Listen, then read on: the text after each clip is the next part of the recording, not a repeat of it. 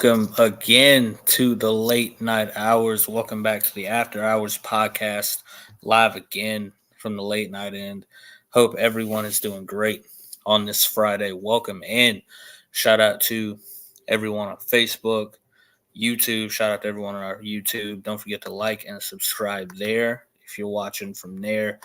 Welcome Twitch. Got on Twitch. So shout out to everyone on Twitch if you're tuning in there.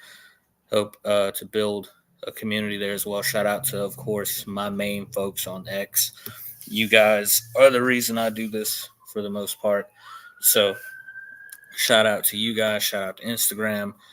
Hope everyone is doing good tonight. And before we get into this, Knight Lucas will be joining us.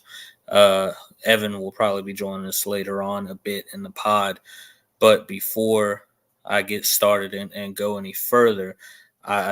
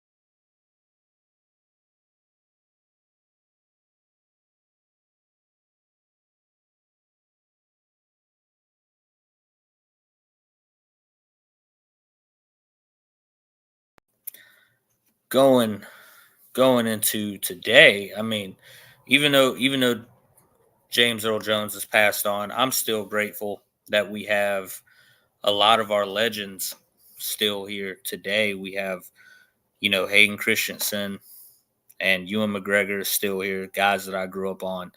So I'm thankful that they're still here, still going, still fulfilling those iconic roles that we love them for.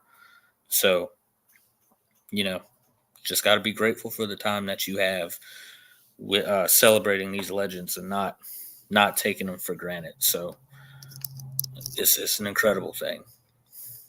But yeah, man, James Earl Jones, legend, dude, straight legend.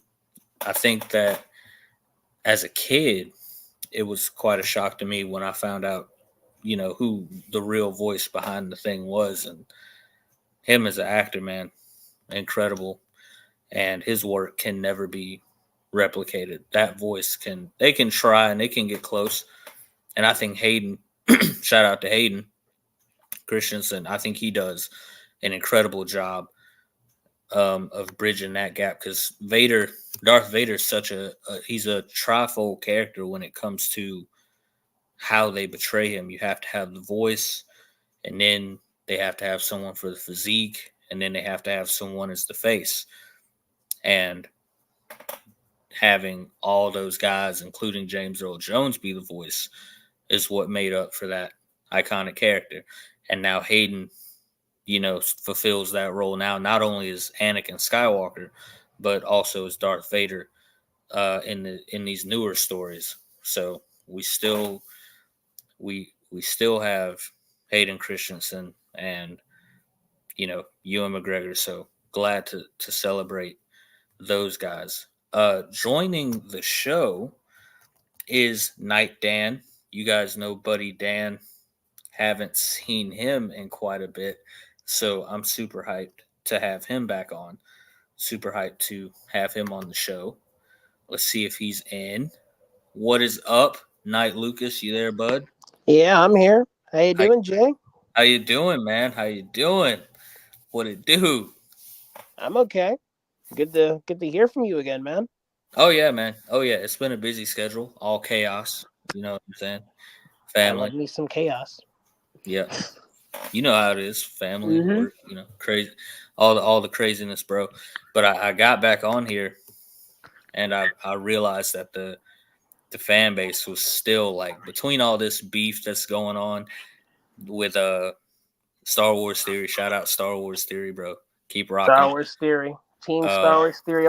If this is people, you know what people are calling this? The Star Wars fan civil war. And if this yeah. is a legit civil war, I'm Team Star Wars Theory all the way. Oh yeah, I'm absolutely Team Star Wars Theory because the the evidence is all in the work, and people have already seen what Star Wars Explained does and all that, Oh, and for me, it's not just evidence, man. I've had beef with Star Wars Explained since 2018. You heard about the blockchain he implemented against followers of both Geeks and Gamers and himself, correct? Have you heard of it? I think I have before. I was one of them. I was one of before that incident. I Yeah, was neutral to both parties. I watched both channels, and I started with Star Wars Explained as most fans did on the internet because Star Wars Explained was one of the oldest Star Wars channels where you got your Star Wars information. But yeah, after that, me and a lot of other people were exposed to the type of person he really was. yeah. That's a sad thing. That's a sad thing because that's the crazy thing about fandoms, especially having that experience that I've had with the Snyderverse fandom and me being such a passionate Snyder fan. You definitely have those people in every fandom that sort of let their ego get to their head, and then it becomes about them more so than it does about the franchise and the product and the story that we love. And sadly, that's what's happened to Star Wars Explained. The pictures are there, the evidence, all that mess is there. And then I thought this was all about coming together to talk about what we love, not tearing each other down. That's what I thought that's what I thought we came here to do, man. Because firstly, it's social media. I don't we don't we know each other, but we don't know each other on a personal day to day basis. You know what I'm saying? Like we don't live with each other. So how are people even beefing with you know what I'm saying, with people that they practically in some essence don't know? And it makes no sense. Star Wars Theory is just a guy trying to bring the best Star Wars that he can. And you can go watch. I'm pretty sure everyone's seen the Vader fan film, Shards of the Past, and he's got part 2 coming up, which everyone is hyped and excited for. Just bringing Star Wars, doing all this, the animation stuff, doing work that just focuses on the product. None of this other, you know what I'm saying, mess. Just like the Ripperverse 2, you know what I'm saying, doing great work. Just bringing comics back to what they were.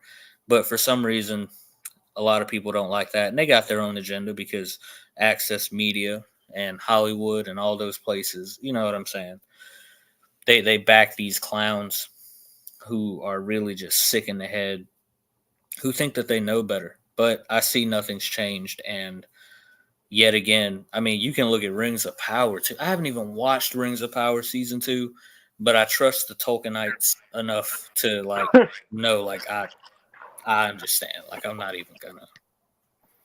Am I gonna watch it? I don't know. Maybe I might watch an episode, but judging from what I've heard, and I trust the hardcore Tolkien fans.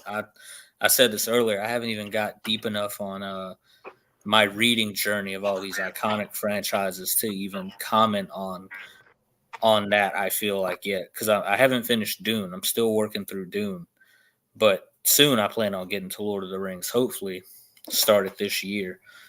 So crazy stuff, man. Crazy. But anyways, Dan, how do you feel about James Earl Jones? 93, man. Passed away on us. He was a Passed on to legend, glory. a living legend, honestly, man. Living legend. Facts. Yeah, I grew up not just with him in Star Wars, but my mom used to show me different films that he was in, especially Lion King, and Yeah.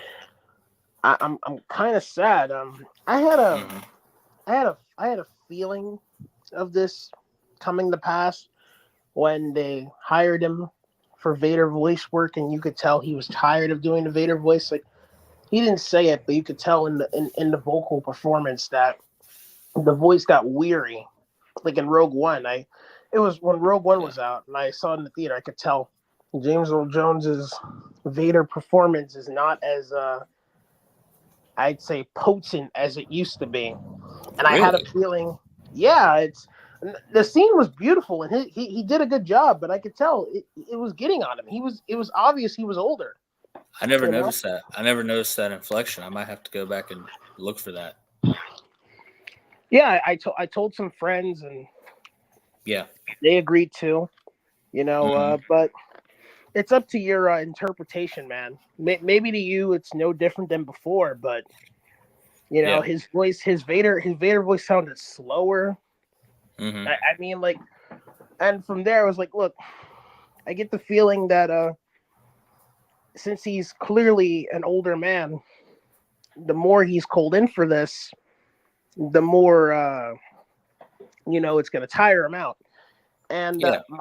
my guess is if any Vader performance where the Vader voice sounds more mechanical and robotic is probably just them using the recorded vocal cords and adding, like, I guess you could say, artificial intelligence lines for it to I would say. pray not. I would pray not because even Hayden Christensen on his best performance, he can put up quite a good quite a good Vader voice with the voice notes and with the inflection and the post work, of course. But I would hope that they're not using AI because that would just be disingenuous to Darth Vader. But then again, man, Vader. I'm not gonna say that Vader should be a retired character. I'll never say that. Oh, But me neither. I will say that there's so many stories that have been done, and Vader's been explored to the umpteenth degree. And with Disney, I feel like we're coming to that point now where I'm like, I mean, yeah, you can still have fan fiction stories and things like that, stuff like what Theory is doing and all the fan fictions. You can have that, of course, but I mean, as for Disney, I feel like I don't think there's anywhere else they can take it. I mean, yeah, there's plenty of adventures, but as it pertains to right now, I feel like we're going in a place where they're filling in this whole these sections of the Star Wars timeline, like the Age of the Empire. How many stories can you tell, particularly with an Age of the Empire? Just like we were asking like 2 years ago, how what where else could they go with the Clone Wars? How many more stories could you tell in the Clone Wars? And then 2 years later, it's like, bro, they have explored the Clone Wars to the umpteenth degree. They have not left a stone unturned when it comes to doing all these stories that sort of fill in the timeline gap. So now you have, now we're at the old Republic. I think that's where the Acolyte will place us, High Republic, and then in Disney's new timeline, they say that they have the old Republic, like the old Republic. And I'm like, okay, well, what can you do with that? You know? And it's like, there's only one answer. I think that would really, I don't know, man. I like if somehow my interest can get re-sparked in Star Wars again, then I'll be glad. But it's gonna take a miracle. It would take a miracle for me, honestly, for me to get reinvested into Star Wars. I think. You think the acolyte, or not? Maybe not. Okay, not the maybe not the acolyte itself, but do you think the controversy of the acolyte may have made you weary on Star Wars Yeah, itself? Yeah, we had there were clips that I posted with me, you, and Evan, and we had already talked about it before the show even began, co- dating all the way back to the celebration interviews from last year. As soon as Amanda and them got on the mic, as soon as Leslie got on the mic and they started talking, and the cast and crew, red flags just went everywhere. And they took this approach, talking about, well, maybe it's good, for outsiders and people who are not into this stuff as much to touch it and make something new. Sometimes, and in some cases, sometimes that may work, but even then, that creator has a reverence and an understanding of what they're dealing with. You feel what I'm saying? Nolan wasn't a Yeah. comic book director. Nolan was not a comic book director, but he knew about the mythos and understood the mythos of Batman and respected the mythos of Batman, and that's why the Dark Knight trilogy is so revered and is so great. So it can work, but you have to have a respect for what you're dealing with. And obviously, judging from what we watched, Leslie and co did not have any sort of respect for Star Wars or any sort of respect for what Lucas had established, and that's the facts of it. And it shows because Amanda wanted to go online and blame conservative politics, and she made a music video and all this other weird crap, and Leslie said whatever. But now the show's canceled, so it's not coming back.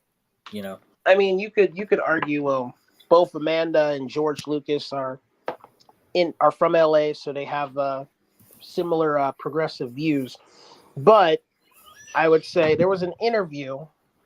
I believe this was like for a high school in the Bronx, Yeah. where a student asked George Lucas how racial injustice impacts like Star Wars moving forward. Like he was asking George Lucas about how racial injustice has the issues of racial injustice has developed through the process of Star Wars from the past up until like at the time I think it was 2020 or 2021 or whatever. Mm. And George basically said that he said two things. He said Star Wars itself, it takes like certain political issues like democracy and stuff, and it looks at it from a more broad perspective. It's timeless. It's not about a particular era or time. So he's basically telling the student that racial injustice itself was not the focus of Star Wars, but you could say influential stories of discrimination is an element Star Wars will look into, like slavery. So it's like George was Yeah. explaining that it was more broader there. And Yeah. another point, the other point George made was that because there's so much diversity in the Star Wars galaxy, there is no discrimination. Now, I know in the EU and in Disney canon, in some examples, you do have like species discrimination, but in George Lucas's canon or G canon, there was no established discrimination between the species. And George noted the only discrimination in the Star Wars galaxy was for robots because they're not Yeah. lifelike, at least not on the level of humans. That's why you have that scene in A New Hope where the bar owner tells They're Luke, not allowed in there. Yeah. yeah, tells Luke that his droids aren't allowed in there. Fun Yeah. fact: the EU doesn't give you a droid discrimination explanation. The EU states that the reason why those bars don't accept droids is because they can't serve them. They can't serve them food or drinks, so they just basically take up space. They don't need the substances organic creatures need, so Yeah. they're basically just taking up space. There's no point. But Lucas is implying that there was an actual genuine discrimination against machines, at least in Star Wars, unlike every other life form. You even have a scene in Attack of the Clones where Obi-Wan talks to Dex, and Obi-Wan notes that if robots were really sentient, then There'd be none of us, would there? Yeah. yeah, they'd be in trouble. Which I guess you could say that's an interesting perspective on Obi-Wan when it comes to what if robots become fully conscious, like AI? What if they Yeah. go to the level of people? So it's like, but I'm getting lost in the details. But the point is, George, despite being a progressive, he is a progressive. He was a Yeah. liberal in the '60s, and I'm pretty sure his liberal views are Being up be, to date being a now. liberal being a liberal in the 60s is vastly different from what they call liberal today, I'd probably say. Oh, it is. As a matter of fact, from being a major George Lucas fan, researching the man, I'd say that his type of his type of liberalism is more consistent than modern liberals. He on I'm not even saying that I prefer his liberalism to theirs because I'm apolitical. I don't really care about politics, but I'm just looking at it objectively. Yeah.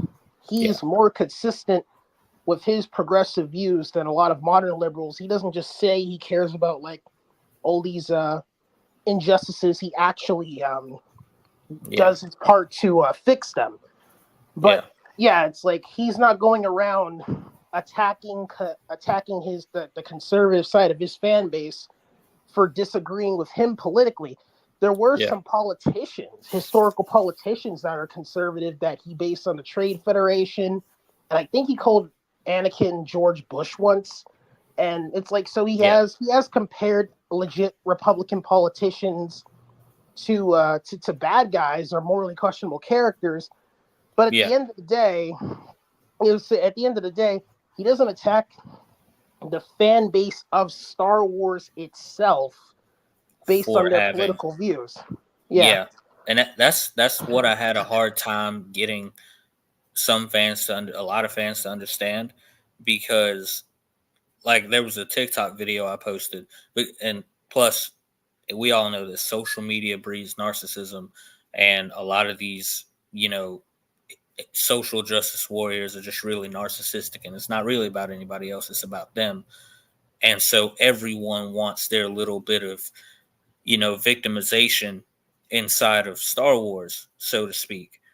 And with that, like, that in Kenobi, I made a video pointing out this in Kenobi because to your point, you said it's about broad picture. That's what George made it about, and it's true. It was about how it affected all of us. When the Empire took over, it didn't just affect one group; it affected every single soul in the galaxy. And today, I mean, I posted that when they spoke on the Obi-Wan Kenobi scene where the guy has Obi-Wan gets picked up by the trucker guy, and he has the Empire flag on the back of his rig, and he's like, nothing wrong with a little law and order, which is them just really targeting Trump supporters or targeting conservatives. And I was just like, bro, what are y'all talking about? What are you doing? You know what I'm saying? And it's Yeah. like, okay, so now you're just using stories to just attack people whose views that you don't agree with.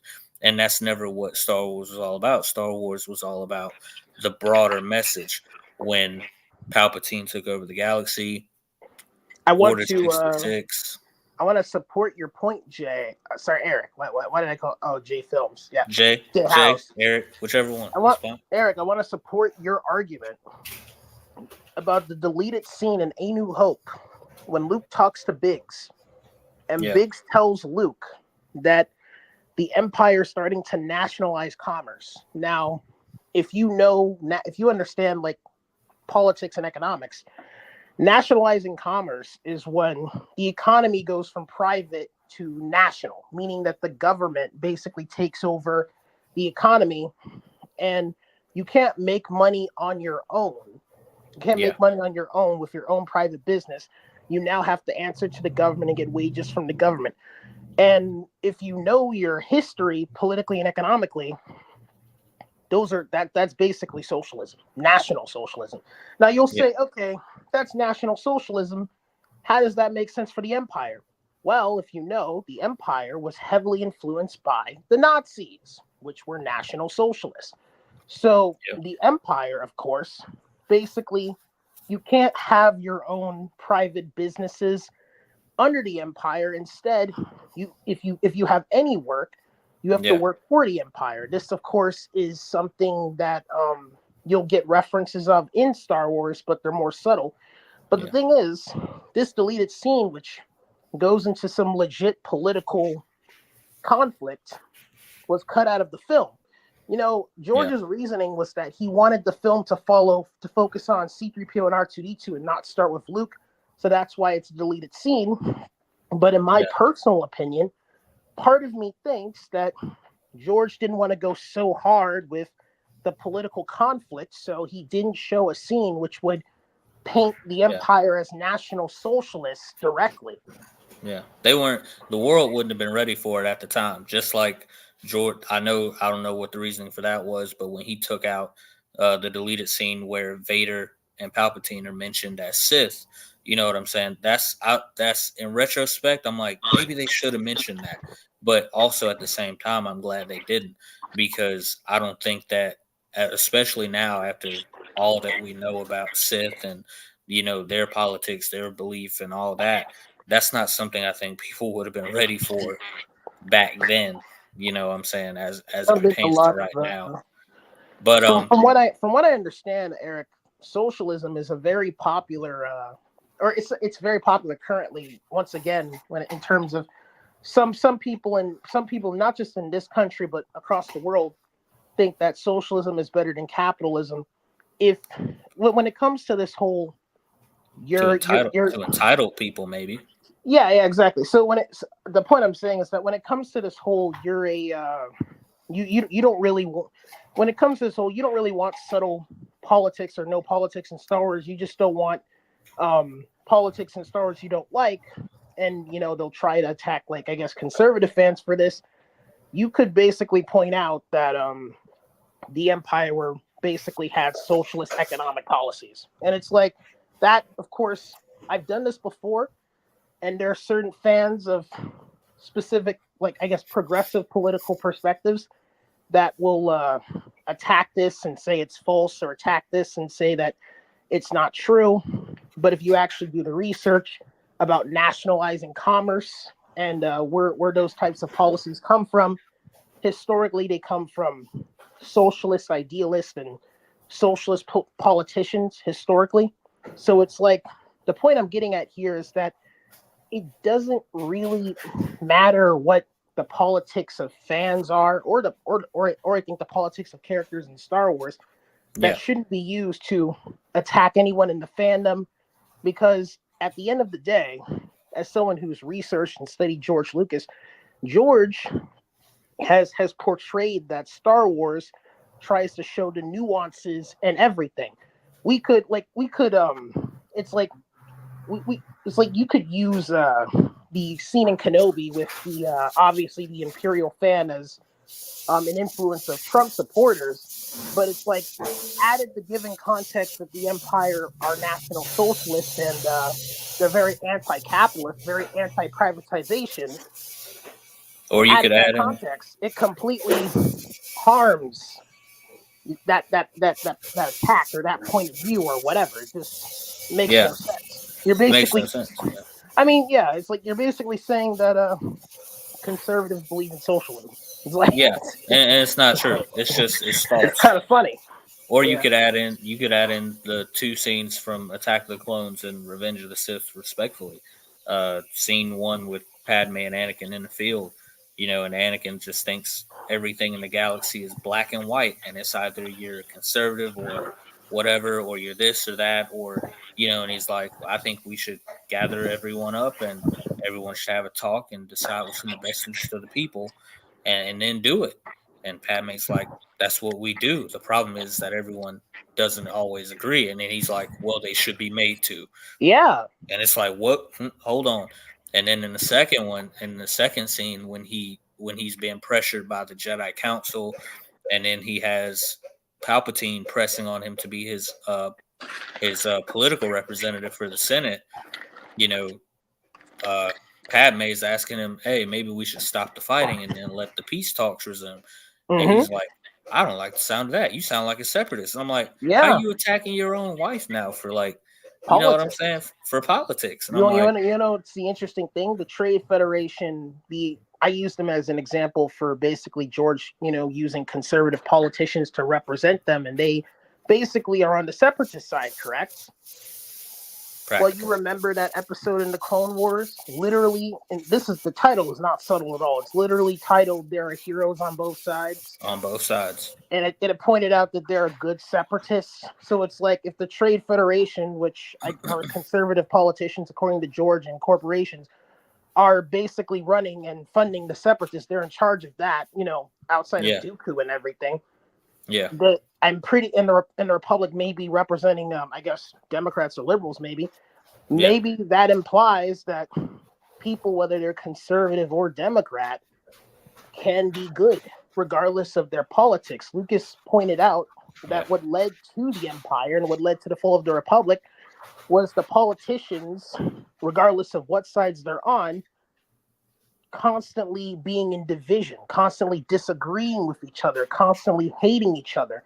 So Lucas points out in the prequels that it's not about that what led to the Empire wasn't conservatism or liberalism. It's politicians, regardless of what they believe, dividing each other and hating each other instead of working together, which is a scene in a lesson in episode 1 about the symbiotic circle.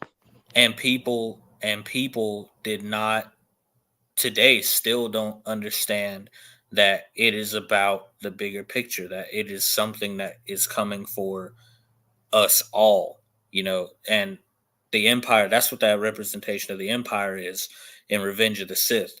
While everyone is arguing and while everyone is, it's this or that, if 2020 didn't teach us anything, about what that political division, the social media platforms cashing in on it, and then that, they're like, I'm like, bro, do y'all not see what's happening here? We're fighting each other, but yet there's some unforeseen catastrophic evil on the horizon that we don't see. And so it's very much comparable to Star Wars if you're a citizen in that galaxy, to understand that whether you're a separatist or you're a part of the Republic, to not see, no one saw the greater evil coming. No one saw that underneath all this political talk and all this political, BS, there's a evil, eternal, spiritual war going on, that is coming to literally destroy everyone. No one saw that Palpatine,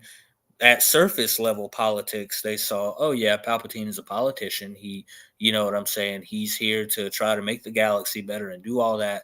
But while they're fighting, they don't know that he is a literal representation of the Antichrist. They don't know that he is a Sith Lord. He's the embodiment of all evil, and he does not care what you believe in. He's coming for all of you. The only one who, and this is genius writing in Revenge of the Sith, genius writing. When George wrote the convo between Anakin and Obi-Wan, because while Anakin's upset about not being a master, that intimate scene between them where they're, in the shade and it's the afternoon on Coruscant, which is so freaking relaxing, by the way. But anyway, Obi-Wan and Anakin are talking, and he asks him, he's like, bro, we do need your help.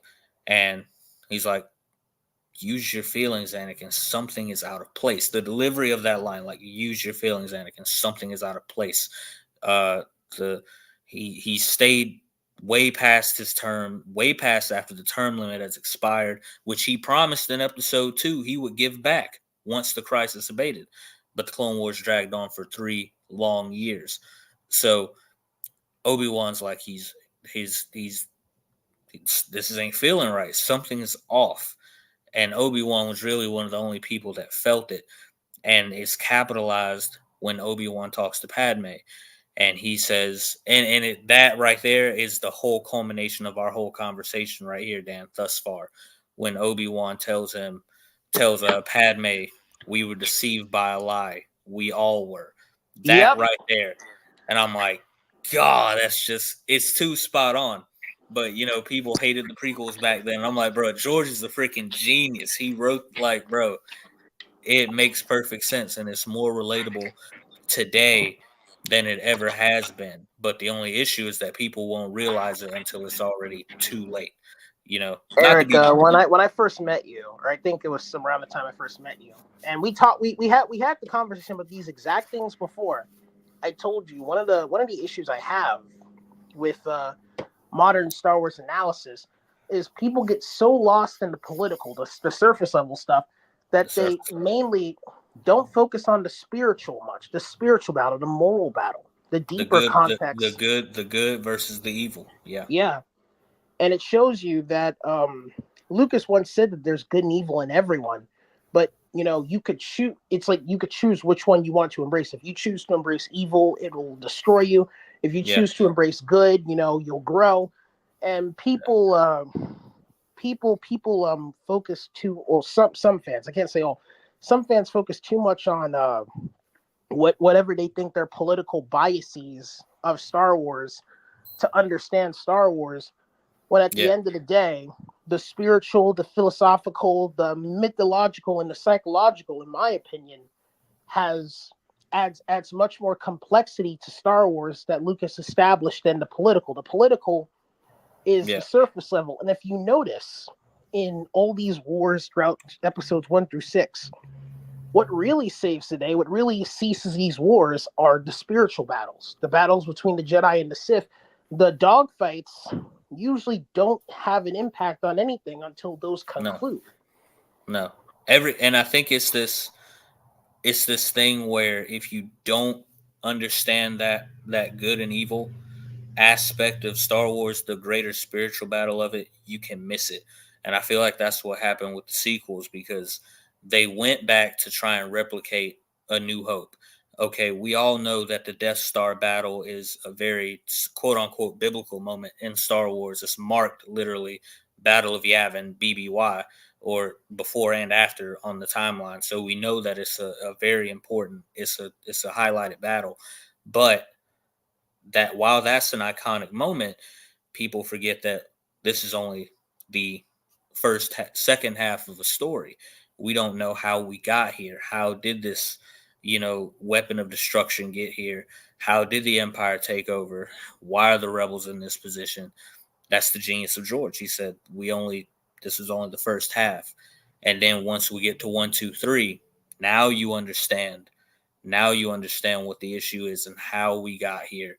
And a lot of the politics is all surface level, but at the root of it, it is a spiritual battle. It's a personal story about a few people going through a lot of personal things that changed the future of the galaxy forever. And when it's like that, bro, I mean, like, Yeah. that's an epic story right there. That's what makes episode 6 Ironic. so great. I was gonna say, ironically, the trilogy that most fans agree is the best one, the original trilogy, is the one that touches on politics the least. Like, it's more focused on the personal stories, the adventures of characters. And I'm not telling you that all films have no politics at all, but Right. compared to, oh, I'm sorry, you go ahead. I'm sorry. No, you're good. I'm just saying. Well, that's because we're in the second half. Now, granted, that's fine that people think the original trilogy is great, is the best. I personally, I love them all. I love all 6. I'm not gonna sit here I and I love all can't. 6 too, man. You and me. To me, Right. it's just one story. I look at it the way George looks at it. I look at it as one movie. But in terms of social consciousness, it's like the original trilogy is held up to a Yeah. pedestal higher than obviously the prequel and sequel trilogy. And what I notice is that, and I don't think this is the only reason for its success, but the original trilogy is more focused on the character development of the characters, their morals, how they go from one place to the other. Han Yeah. Solo goes from a selfish pirate who only cares about money and himself and his own safety to Yeah. sacrificing himself for his friends. Now, the thing, what makes this well written is that you could take the political details of the original trilogy, which are handled pretty subtly compared to the other 2 trilogies, Right. and forget about it and just focus on the character arcs, and Yeah. they stand on their own. You know, I'm Well, I'm not saying I the can't. prequels. Oh, I'm sorry. What did you want to say, Eric? No, I'm saying I can't say. I couldn't say that for the sequels because I don't think those storylines really hold up without that. But they didn't do them any service either. But for the prequels, definitely, because like George said, it wasn't done. That was only one half of a story. We haven't even gotten to the real meat of the issue. And for me, I just can't. I can't watch the original trilogies the same. I can't watch the original trilogy without watching the The prequels. prequel. I Yeah. have it just hits so much harder when you have all of that backstory and you have all that. And you know who else doesn't get credit? What up, Oh, Fluffkins? Shout out to Fluffkins. hi, Thanks for Fluffkins. joining. What's up? What's up? Shout out to Fluffkins. You know who else doesn't get credit for doing exactly what George did? Who? Ridley Scott. Aliens and the whole Alien franchise is exactly that. It's the literally he executed the same concept. You know, you got these people who are just hard workers who are just trying to work and make money, working for a greedy corporation that sets them on a collision course with the most iconic monster of all time. But then, you know, you go through Aliens, and then you go through all these other ones. You know what I'm saying? But Yeah. then it's not until you get to Prometheus that you understand that this is a more spiritual type thing. You know what I'm saying? Thanks, Fluffkins, for subbing. I appreciate you. Thank you, bro. Thank you. I appreciate you. Welcome. Um, when you find out in Prometheus that okay, we're gonna explore because you know in Aliens the seeds are there just like in the original trilogy, in A New Hope. Uh, the seeds of the prequels are there when Luke asks about, which is why New Hope is such a masterpiece. That whole conversation, you know, when Luke asks about the Clone Wars, he asks about his father. You know, Obi-Wan talks about the Old Republic. All those seeds of the prequels were already being planted before you even had them. It's the same thing in Alien when they see the engineer ship, and we didn't even know what an engineer ship was, but we knew that there was some other sentient being there that had been there, and somehow they got this. You know what I'm saying? This whole xenomorph situation going on. You know what I'm saying? And so when you get to Prometheus, you find out that there's something deeper to this. It's the engineers. The engineers want to wipe out the humans because they believe the humans are destructive. How are they going to do that? Through bio biochemical warfare and by Right. creating all these biochemical weapons, this black goo and all this stuff. David ends up masterminding it, you know what I'm saying, and Yeah. doing, you know, all this other stuff. And people thought, okay, maybe they're just going to stick with that route. But then, uh, which I love Ridley Scott for doing this as well, doing these prologues with films. He does the Last Supper prologue, which is like the crew of the Covenant before Alien Covenant having their last dinner before they go into hypersleep. And then once you get to Alien Covenant, we find out, boom, not only is it about the engineers, it was about David, the android, which this ties into our earlier conversation on AI and the robots. It goes into that because David was told as an AI, as an artificial intelligence, that he could not create, that he was not allowed to create, that he could not be anything more than a servant, which angered him. So he took his own initiative. He wiped out the engineers and then he started experimenting, which eventually gave birth to the first xenomorph or the protomorph, as they call it in Alien Covenant. And then there's that scene. To me, it's beautiful. It's a beautiful scene. It's horror. It's a horror movie, but it's a beautiful scene Right. where the guy at the captain asks him, "What do you believe in, David?" And David says, "I believe in creation." And then, in the most beautiful way possible, a chest burster comes out. David raises his hand, the xenomorph raises his hand, and it's like, yeah, you know what I'm saying? It's just like, you know, like birth. And it's just like, okay, so now we understand that the xenomorph is not in the same way that we understood Vader wasn't just some evil, angry guy all the time, and we understood where he came from. The same thing Ridley Scott did for Aliens. Through that, we understand the xenomorph is not just some random lifeless killing machine. We understand that it was birthed out of hatred from an android that was told he could not create, that he could not be anything better.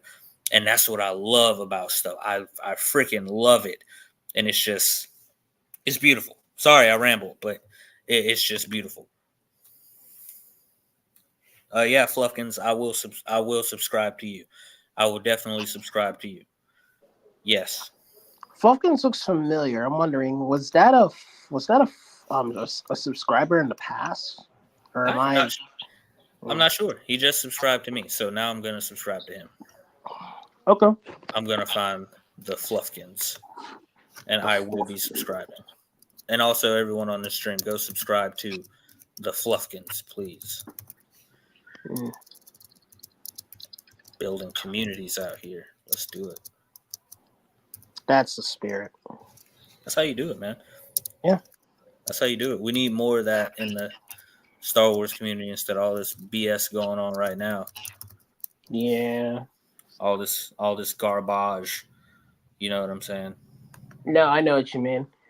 I think what ultimately has divided the Star Wars community, ironically to our point earlier, is us always fighting over what we disagree on, or how we feel differently about. It's like whatever it is, you know, it's that people focus more on that than they do on what they love about it. And when that happens, people start to grow their disagreements on Star Wars over their agreements, and then it's a fan turf war, based on who's a real fan or who's a better fan, or now you have people policing fandoms. Yeah, and it's this social climate, man, and it shouldn't be like this. Look, bro, I'm all down to talk Star Wars. I'm all down to talk comics and Marvel and DC with anybody. But as I've said on J House before, this is a place where everyone can have their opinion. I'm not going to hate you because you have a different opinion. I'm not going to be tough. If you love The Last Jedi, for crying out loud, and it's your favorite Star Wars movie, that's fine by me. I have my nuances with The Last Jedi. It's not my favorite, and I might not think it's as good, but I can still have a discussion about it without trying to disparage other people from enjoying what they enjoy and loving what they love. I just think so many people are insecure in that, so they feel like they have to go attack other people. You know what I'm saying? Like if I post something about a movie and they're like, if you think this movie is good, you're a retard. I'm like, really? Like that's the kind of behavior that I see going on in the Star Wars community more often than not, and it's absolutely baffling to me. What happened to just enjoying stuff and being able to talk to people about what you love? What happened to that? You know what I'm saying? Yeah, I miss the days when in fandom it was just debates about who'd win, Darth Vader or Doctor Doom. But Yeah, it's like and you still have that sometimes. It's just rare you now. do. It's It's it's rare. mostly predicated on it's mostly predicated on are you a hater of the current thing, or Yeah, what are your politics, or what's your religion, or what's your yeah, background. And it's like I just yeah. You got I don't like how personal it's got. I remember I did in my last Jedi review, I said I felt Finn's character had been ruined, or it had regressed. He had the same yeah, character arc twice in Force Awakens and Last Jedi, yeah. and someone told me, "Oh, I don't like Finn in The Last Jedi. I must be a Klansman." So someone called me a Klansman for not That's crazy. That's crazy. Yeah, it's funny, but yeah. That's crazy. Like you and I ain't gonna lie to you. I thought you were white. I thought you were white before I first saw you on a Twitter Yeah, stream once. And you're a black guy like me. But that doesn't that matter was though. the hilarity. I That replied to the guy, "I'm black," and I didn't get a response after that. But right. it stands that in some people's minds, if you think a black character or just a character isn't written well, you must be Yeah. racist. It's Yeah. yeah. Yeah. It's crazy, man. And our skin color is not what defines us. That's not what you know what I'm saying? Yeah, exactly. For me, what was so beautiful was today. I think it was today. Hayden Ewan McGregor got his star on the Hollywood Walk of Fame, as everyone's been seeing. Um, and Hayden gave his speech for Ewan at the Hollywood Walk of Fame. Those are two legends that I grew up on. That those are my guys who I grew up watching on Saturday morning, trying to emulate and lightsaber duel. And so as a black kid, it did not matter. And yes, it's stereotypical for me to say this, but yeah, I was raised not to see color. I was raised to see the content of character and how people treat other people, which is what I thought this whole thing was supposed to be about. But that's not what Disney Star Wars is making it about. You know what I'm saying? Yeah. But I'm like, Ewan and Hayden are white guys, but that's never mattered to me. I love those guys to death, and they play two of my favorite characters of all time. You know what I'm saying? Let's get back to that. Let's get back to when things didn't matter. Jenna Ortega came out and she had to say, she's like, I want more roles for women that are their own stories. I want more, you know what I'm saying? Stories that are not spinoffs of something. I don't want Jamie Bond or anything like that. And you know what? She's absolutely freaking right. I just watched Alien. If I'm like, Jenna, take it back to the 80s, sis. Take it back to the 80s, man. You had Sarah Connor.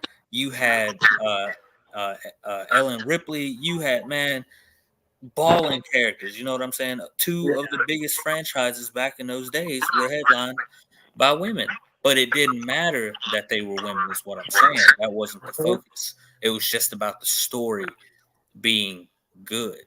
Yeah. And when Disney can get back to just making good, The Mandalorian is beloved because the first two seasons, the story was good.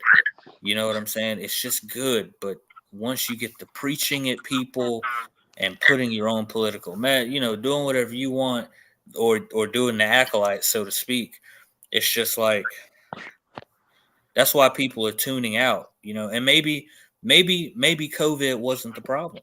Maybe it's just Hollywood is just very, excuse my language, very shitty at making good stories right now. Like, I hate to be like that, but that's just what it is.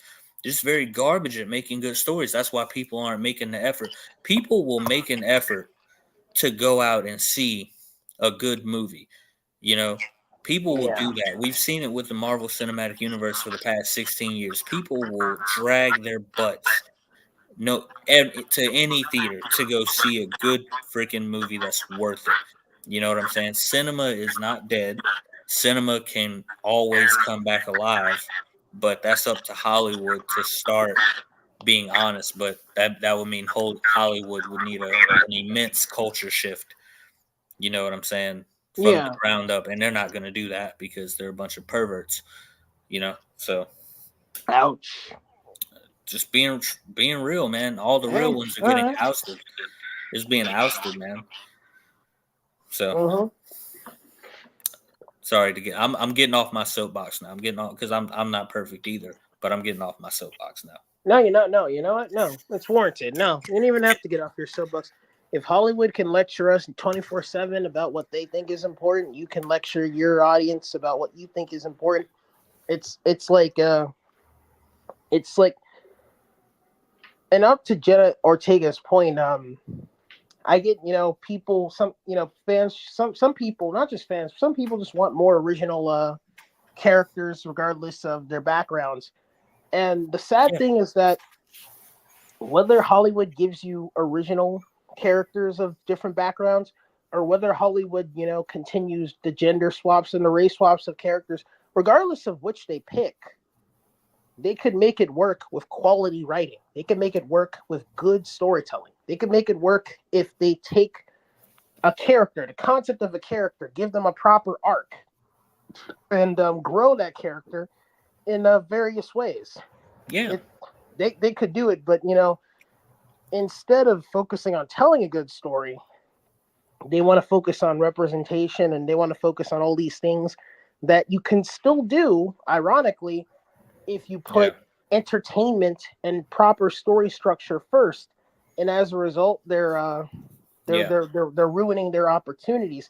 It's like I get Jenna's point, but if you whether you have gender swapped characters or original female characters that aren't based on any previous male franchise, if the writing is shit, It's not it's gonna not work. gonna, yeah, it won't work at all. And The key is storytelling, quality storytelling and writing and entertainment. right, and how many times have we highlighted this when we, because clearly, like I said, we got Sarah Connor, we got Ellen Ripley, we have a lot of great female characters, who have been Ahsoka, you know what I'm saying?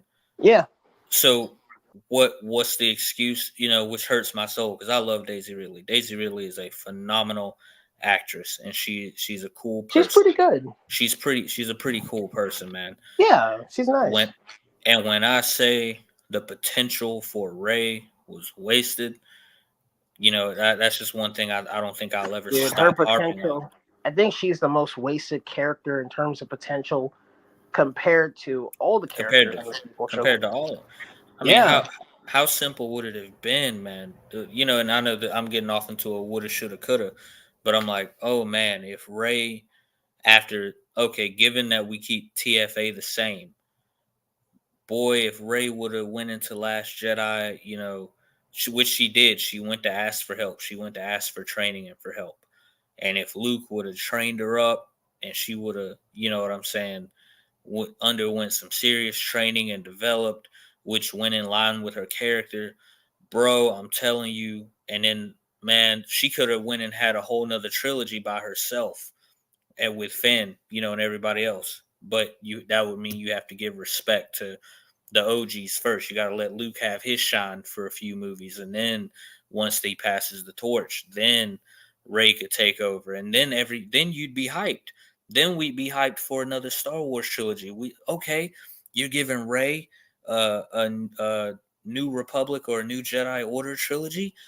Everyone would be hyped about it, but only because she was put under Luke and trained properly and was in the wings while letting Luke have his shine. And then once she took over the mantle, everyone would have a greater respect for her as a character. How did Hollywood miss that?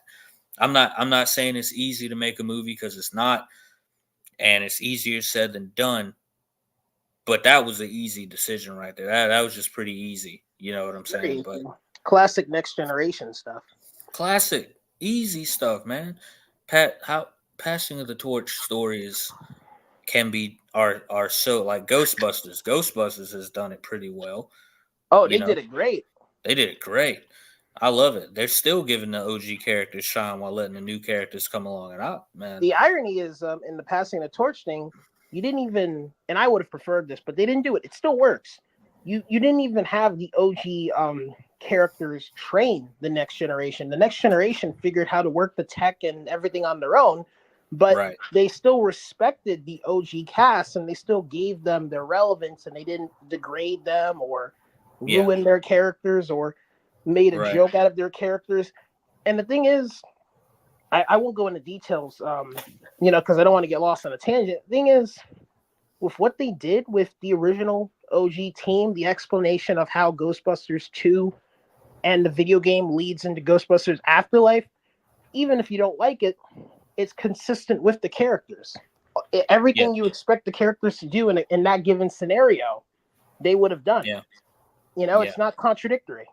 And they're still thriving characters. They're written as thriving characters, not failures. You know what I'm saying? Like, Yeah, look, we understand we're all gonna get old. We're all getting older every day. You know, but people still got it. You feel what I'm saying? Like your life's not over once you turn 30 and you have a family and kids. Life is just beginning for you. And that's when you really get to popping off. You know what I'm saying? And so for a lot of fans, you know, they that were excited about Luke, life was really just beginning for them. Like, oh, you got OG Luke coming back, like that's gonna be great. And Luke should have been portrayed in a way for those who grew up on him as children and even back in the day should have been portrayed in a way that was powerful, riveting, and moving to the soul for the generations who grew up on Luke. That's how he should have been portrayed. You know what I'm saying? but the way he was betrayed was a message that, oh, you need to get over yourself. Oh, you need to get over, you know what I'm saying, uh, your glory days or whatever you think, you need to get over it and move on, and that's never the message you want to send to your fan base. And in a way, it's essentially what killed a lot of love for Star Wars for those OG fans. But imagine if they would have just given Luke his respect, had him go out in a blaze of glory after training Rey in episode 9. Do you know how freaking hyped? Now you got the old generation invested, and they're going to want to see Rey because they want to follow in on her journey because of how much Luke invested into her. You can't invest into someone if you're a lonely old hermit who is just garbage. You can't do that. You just can't. So, but that's woulda, shoulda, coulda been, and what's done has been done, which is the point that we always end up coming to with Star Wars, with Disney Star Wars, because now, I think I told you this. I looked at the Skeleton Crew thumbnail and I scrolled right past that mofo. I scrolled right past. You didn't even watch the trailer?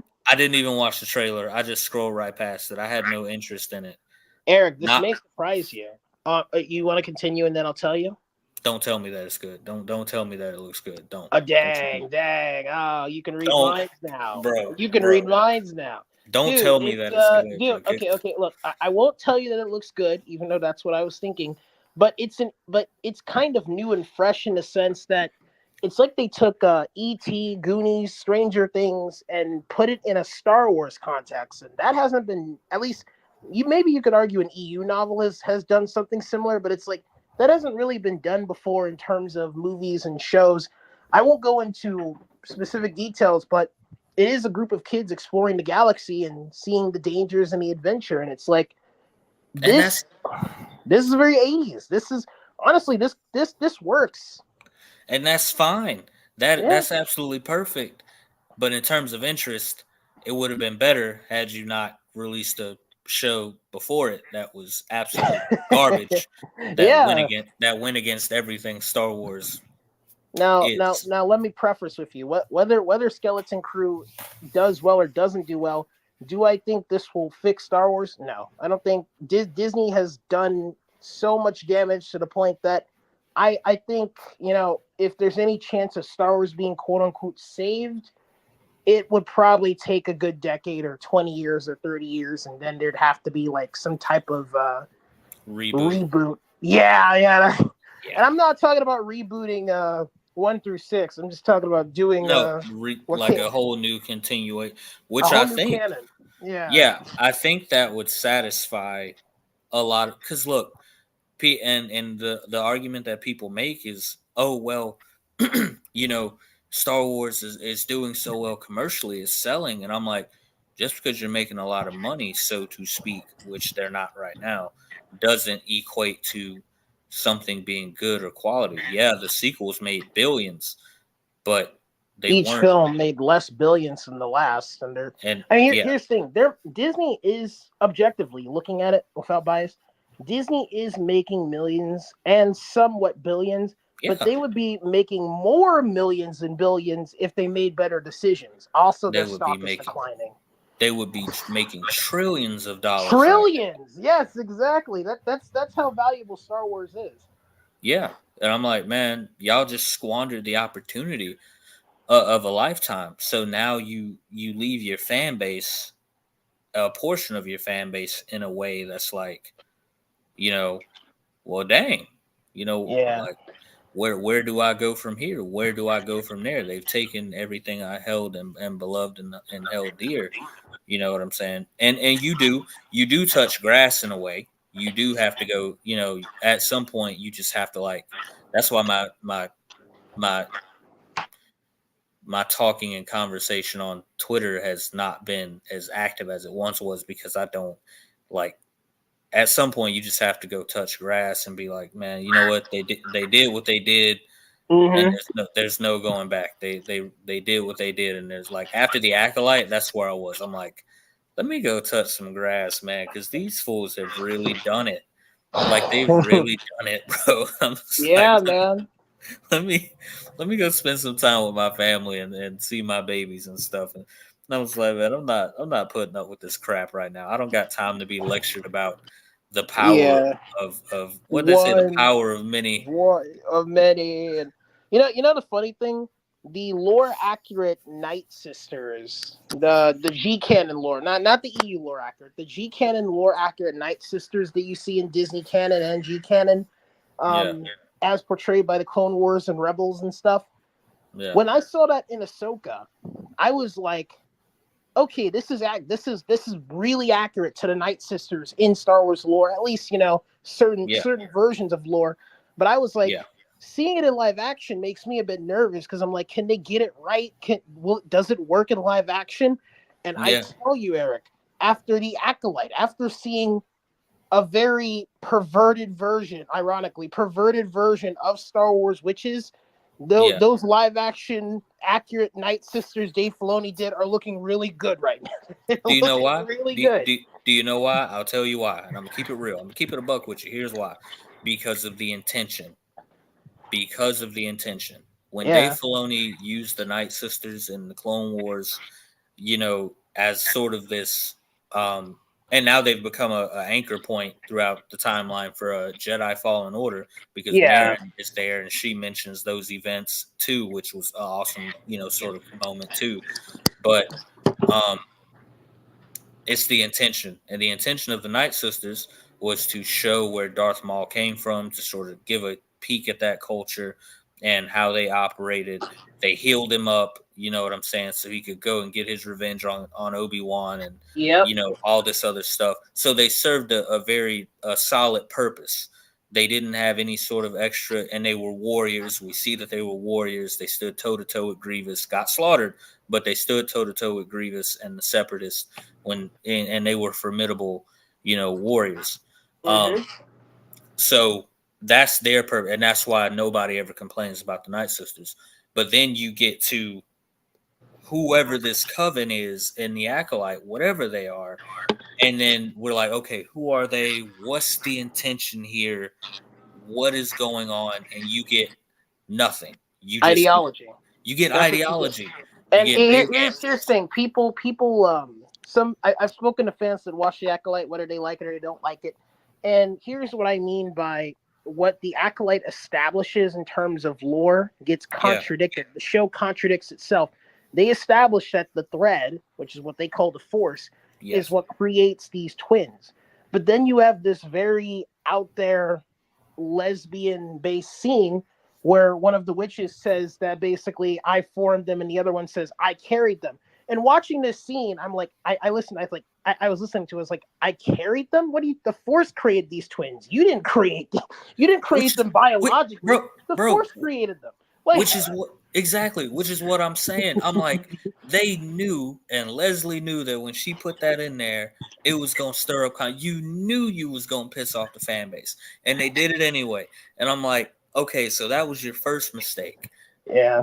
Your second mistake was having Plagueis in there, and everyone knows the story of Plagueis. Everyone knows how Right. much work Plagueis put in, experimenting over the years, trying to perfect Life. the creation, life and the manipulation of midichlorians, Yeah. and we know how his story ended. So And, like, not only yeah. that, but then by the time you already added insult to injury, so by the time you have him there, now everyone's like, okay, so was he the creator of the twins, or was he?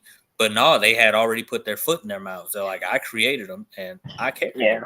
Yeah. I'm like, see, Look, G canon, EU. I don't know if I could count Disney canon because they don't focus on Plagueis much. But yeah, regardless of what canon you're referring to or what universe you're referring to, it's pretty well established.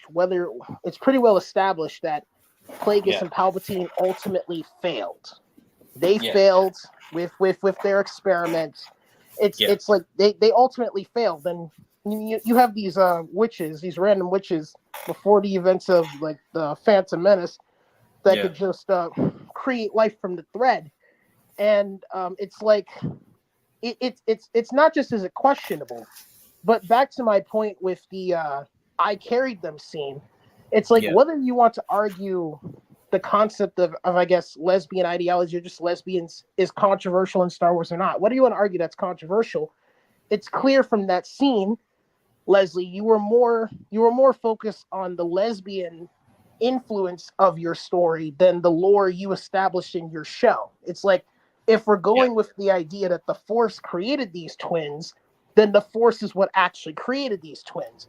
Right. If we're going to and if we're just going to use that as a thinly veiled lesbian allegory, then it's like how can you show me that how can you tell me that the Force created these twins when no, the lesbians created these twins? It's like what are we talking? Speaking of that, let me take this moment to go ahead and promote this book, because if y'all haven't read it, go read it. Go to Books A Million, go to wherever you get your books, audiobook, whatever. Take yourself on this journey as a Star Wars fan. Take yourself into Darth Plagueis. Read this book. This is the one that will give you everything you need to know about Darth Plagueis, from the development of... I like that cover, although I do prefer the original cover. I love the original cover too, but yeah. I couldn't help it when I saw it on shelves and I picked it up. I couldn't help it. And so pick up that book. It gives you not only the, Plagueis' whole journey, it gives you Palpatine's whole journey, how he started his relationship with his family, being a junior senator on Naboo, the political nudging and all the dirty work going on in the underworld of Coruscant, how he worked his way up. It paints the whole picture vivid and clear. And for the Force too, it really picks up. It kind of picks up from where the Darth Bane trilogy left off, because that rule of two is still established and is still upheld in that lore, which is why the EU is so great. But yeah, man, y'all have to read that book. If The Acolyte pissed you off, that is a book that will reward your hunger. And I think it's about time I read that book again. I probably might need to run it back one more time, but I already have a stuffed reading list as it is. Right. Honestly, this audiobooks work. Yeah, audiobooks are great too. Well, we are now an hour 14 into the show, 10:36 at the hour. I'm thinking about bringing these podcasts up earlier, because I'm like, I gotta start getting sleep now. You know what I'm saying? Because I find myself much. Yeah, shoot, man. But man, what do you think? And I think this will be our last topic. I'm hearing so much talk right now about Joker, Folie à Deux, and first of all, rave reviews for the Penguin. So I'm super excited about that. Can't wait to see. Yeah, sure. With Joker, Folie à Deux, they're pretty much obsessed with this, with the fact that this is not like a comic book accurate Joker that is plotting up some nefarious plans or whatever, but more so humanizing Joker in this iteration, which I always tell people it's not a problem because it's Elseworlds Joker. It's not like main DC Universe Joker. So they're allowed to do this because it's Elseworlds, But what I don't understand is why is this like, okay, I get these days not staying true to the source material is a very big controversial thing, but it's like there are so many adaptations of the Joker that aren't entirely accurate. Yes, even the iconic DCAU Mark Hamill Joker from the Batman animated series, he's not entirely accurate to his comic portrayal, and it's like I don't like to make a big deal or do this sort of geeky thing, but it's like, why are we complaining now? In the first Joker movie, it wasn't entirely accurate, and it was established as an Elseworlds story. So why exactly are we complaining now that the sequel to a film that's already an Elseworlds story and isn't completely accurate to the source material itself is the same thing as its predecessor? Right. I'm concerned about, and this is my last little point. I'm just concerned about history. And right now, what history is showing me is that there's never been a time where any villain has gotten their own trilogy ever. And the fact that it's Joker getting his own trilogy, the fact that this is a possibility that Joker will probably have his own trilogy, that's a wonderful thing to me. I agree. That's a wonderful thing. We're about to get the Gunverse anyway. Like, we're about to get the new DCU anyway, so we're already going to get another Joker there. You already got Joker in the Batman and the Reeves universe too. Mm-hmm. What more? Like, there's going to be something for everyone to eat on. There's going to be something for everyone to feast on. The issue with fans that, and I'm not saying they don't have a right to criticize or complain about this, but a criticism I have for fans that want source material accuracy, and this is whether we're talking about Star Wars, DC, Marvel, or just any franchise.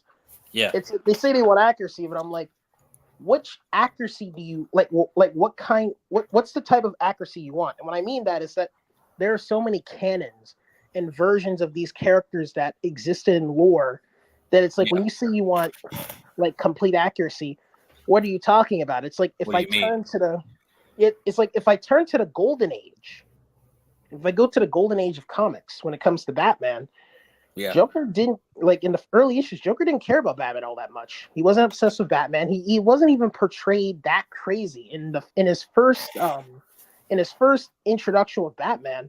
He was just a petty criminal that was, staging robberies with criminals, and Batman and Robin showed up, kept getting in his way, and he actually tried to he tried to kill them because he was irritated with them getting in the way of his schemes. And to him, it wasn't a game. It's like to him, it's like he was trying to pull this off, and no adaptation I know of Batman in movies, cartoons, games, or anything portrays Joker that way. Because later adaptations of the character, like the Silver and Bronze Age, are more iconic for the Joker. So those are the versions that you see more in adaptations. So it's like, when we talk about source material, if you say you want accuracy, then you're going to then you're saying that you want complete accuracy, and that means that you're going to want a Joker that doesn't care much about Batman, doesn't see it as a game. He's not that complex. He's not even that crazy. He's just a standard criminal. It's like there's so many versions of the Joker that have been written and created that when people say they want accuracy, I'm like, what type of accuracy do you want? What Joker? Yeah, what are you talking about? What Joker do you want to pull from? And it's and not only that, but you have to look at when they do movies. Not everything that works in the comics will work in live action. So you have to sort of have a testing ground to see what can work and what can't. Hey Jay, do you want to see Supergirl dating a horse on the big screen on a weird?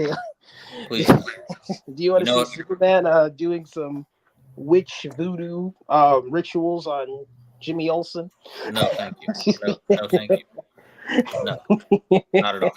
Not in the least. I'd be actually curious to see that, but I'm like that's from comics. That's straight from. Look, if you accepted Supergirl as Superman's cousin, there are early comics where Supergirl is a love interest. Superman marries her and has kids. Like, do you want to see that? Nope. What's up, Richard? How you doing, bro? Great to see you tonight. He asked, do you all think that a creator announcing the direction of the betrayal is a hindrance? Should the work speak for itself? That's actually a great question. Well, first, I guess it depends on who the creator is. And I was a little bit young. I was too young to remember this, but I do remember the documentaries. There wasn't really that much of an announcement of where Nolan was taking Batman. He just showed you the work. He just showed you the promo posters and all that, and then let the movie spoke for itself. And then that took Batman to greater heights in cinema. I don't think that it depends. I think it depends on the creator, and I then think it depends on where they say they're going to take the character. So we have plenty of examples, which is why I think press work is so important. I think it's important, that directors and creators and all these people understand what they're telling their audience, because if you get up there like Leslie Headland and the Acolyte crew, that's a perfect example. They talked about what direction they wanted to take the story in, and they started talking about women taking over Star Wars and all this political crap, and then you saw how that went, and the work did definitely but um yeah, I think that it depends on who the creator is, for sure. That's what I think. I think it depends on who it is. I could listen to Zack Snyder talk all day, and his work will back up exactly what he's saying. You know what I'm saying? What he says, this is what we're gonna do, this is what I envisioned, and he does it. And the work speaks for itself every single time.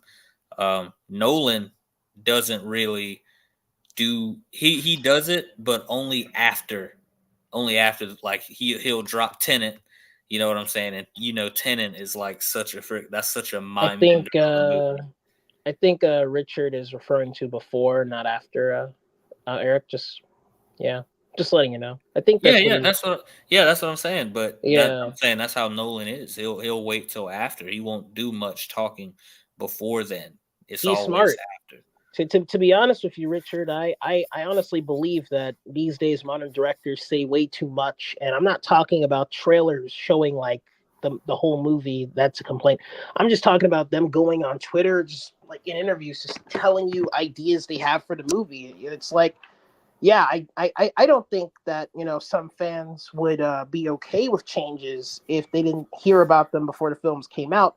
But I do think the upcoming tolerance for these movies like Joker, Folie do would be stronger if people didn't hear about all the changes and directions they're taking these characters before the films are released. Like a good example is James Gunn's Superman movie. I think the actress, I remember reading an interview, the actress for Lois Lane's, she said something about feminism when it came to Lois Lane. Like, I think she said it was more of a Lois Lane movie than the Superman movie.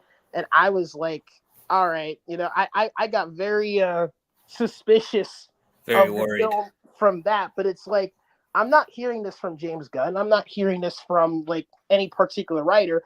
I'm hearing this from the actress, and she plays Lois Lane, so her perspective may not be 100% what we see. And it's like, Yeah, maybe if they tone down stuff like that, yeah, they could possibly get people that will just wait and see for themselves.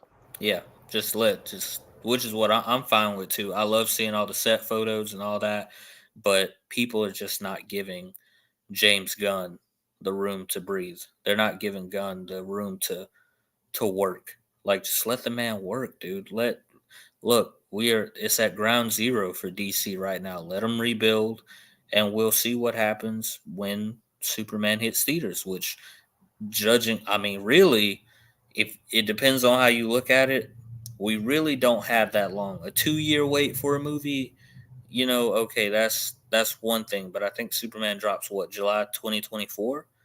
Drops next year, I think. Yeah, I believe so. July 2024. I don't think, or 20, I think it's 2024, not 2025. I hope. Let me see. Hold on. I think it's 2024. Wait, it can't be July 2024 because summer has already passed in 2024. I think it'd have to be No, I'm 2025. sorry. 25. I'm sorry. I'm tripping. I got my years mixed up. Yeah. So, It's cool, man. It's cool. so yeah, judging off that, we really don't have that long to wait before July 2025. We really don't. So I'm going to sit back and chill, and I'm going to let James Gunn cook, because I'm going to be there in the theaters to see, you know, Superman. I got to be there for that. I haven't. I've been to see Man of Steel, Batman v Superman. I wish I would have seen ZS. I wish ZSJL got a theatrical release. I love it now. I wish it would have got a theatrical release, but I would definitely not be missing Superman in theaters. I'm gonna let the man cook. I'm gonna let him just cook, man. But It is now 10:48 at the hour. This has been such an amazing stream, such an amazing conversation. Yet another classic one with Knight Lucas, aka the Lore Master. So, man, what a great night. I hope all of y'all are doing good. Oh man, wait. I got one more. I can't go away yet. Hold on.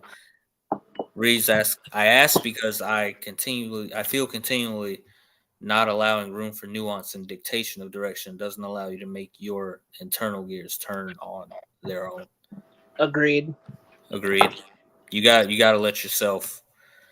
If that was the case and things were ran now the way that they were back then, George, Ridley Scott, all these different directors, James Cameron, they wouldn't have made all these different decisions that would have led to these stories becoming as iconic as they are today. You know what I'm saying? Imagine if Cameron was updating you every time he made the first Terminator, and you got all these fans like, yeah, Arnold Schwarzenegger's practical effects aren't good enough. His face looks like a plastic pie or whatever. It just wouldn't work out. But thank you guys for tuning in on tonight. Shout out to you guys on Facebook, YouTube. Don't forget to like and subscribe there. Shout out to the Twitch community. Thank you guys for joining in on tonight on Twitch. I can't wait to drop more content there as well. Shout out to my people, my fam on X. I love all you guys. Shout out to you guys on X for tuning in tonight. Absolutely love having you guys here. Shout out to the guys on Instagram too as well. Everyone have a great freaking weekend. Be safe out there this weekend. Hearts to you, Rich. Hearts to you. Hey, later, Richard. Yes, sir. Y'all have a great weekend. Be safe out there. And have fun, man. Have fun. Yeah. And I'll see you guys later, man. See you guys on the next one. Later, everybody. Later, bros. Later.